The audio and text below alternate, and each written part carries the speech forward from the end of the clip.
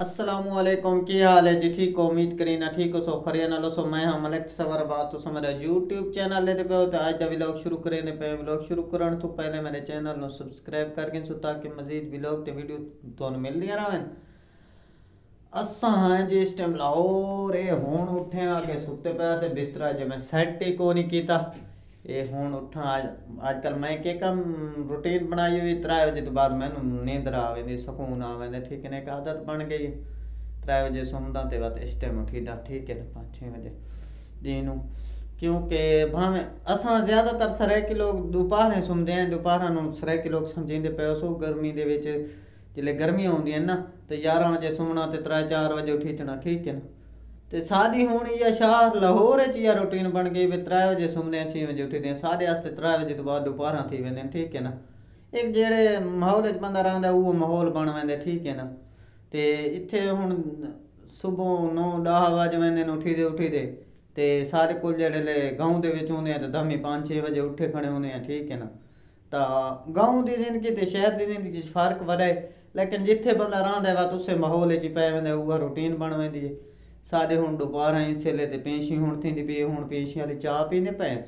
शहर दे विच इस टाइम असां लाहौर 5 बजे चाह पीने पेंशी वाली जिहड़ी उत्थे असां 2-2:30 बजे 3 बजे गाँव दे विच पी छुड़ीने। ठीक है ना, इत्थे दमी असां इवें समय 10 बजे नाश्ता करेने, उत्ते दमी 6 बजे नाल चाह पी वेने। इत्थे सुम्हण दी रूटीन 12 ही बज वेंदे हाँ, 12 तो बाद ही मैं सुनते हैं। ठीक है, उत्थे 8-9 बजे नाल तो पक्के 10 बजे नाल सो वैने असां। सारे शहर दे विच सारी बस्ती दे विच कुछ लोग वो ही पैन जेड़े 7 बजे नाल ही सो वैंदे ने। इशा दी नमाज तो बाद ही अक्सर वो सो वैंदे ने।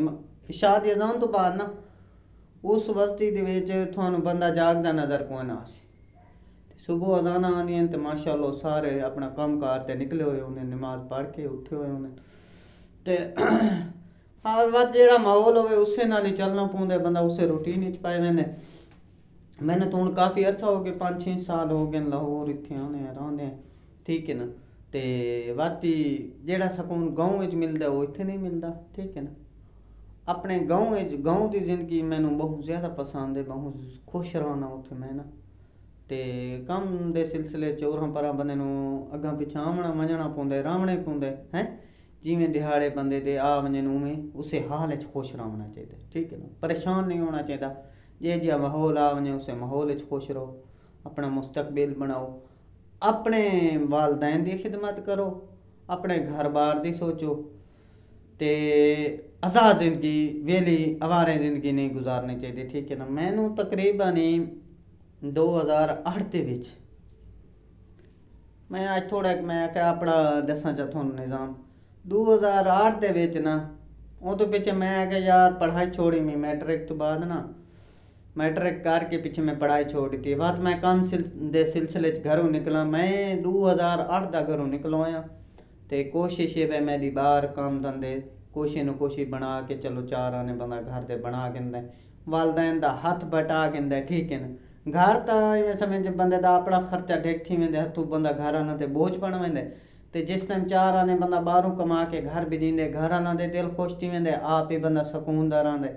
मेन गल है ना भाई घर वाला वास्ते हथों बंदा फखर बन वेंदे एक किस्म दा। उन्होंने 4 आने उन्होंने आमदन मिल वेंदी।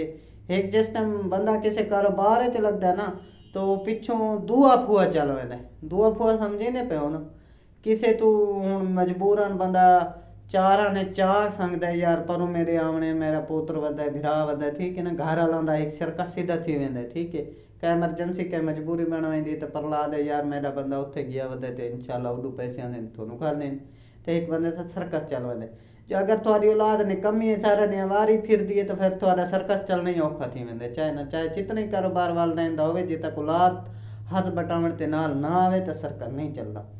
कोई मैं अपनी तारीफ या आप फुंडण वास्ते ना दा पे ब्लॉग बनाने का मकसद ये है भाई कई सारे इलाके दे कई हैं मेरी उम्र है जेड़े नहीं संभले।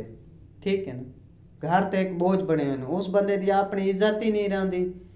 अपनी इज्जत ही बंदे की तां आंदी जो बंदा 4 पैसे कमावन दा थी वेंदे, अपने पैरों ते खड़ा थी वेंदे तो अपनी इज्जत बन वेंदी है। घर वालों के अगू बंदे का रूप बन वेंदे, बाहर ही बंदे की जिंदगी बन वेंदी।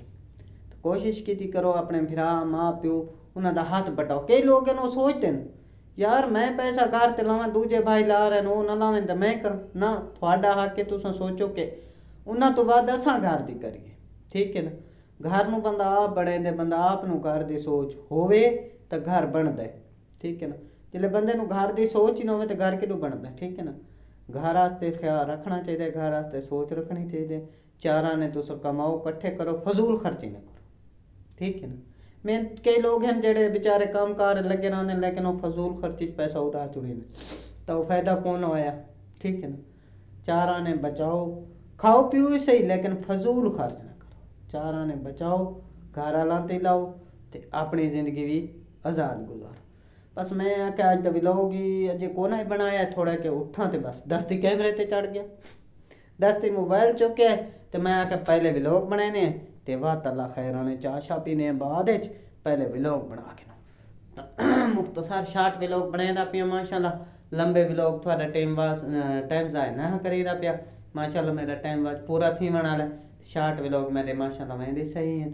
चलो कुछ तुसा सपोर्ट करे सो तो इंशाल्लाह थोड़ा भरा ओके। वैसे सरैक की अगास है अगे माशाल्लाह सरैक के कमी को नहीं आजकल सरैक की छाए पर लाइक के थोड़ी सपोर्ट चाहिए मेरे। जल्दी जल्दी वाच टाइम पूरा कराओ तो बात इंशाल्लाह वैसे तनख्वाह कढ़ाऊँ।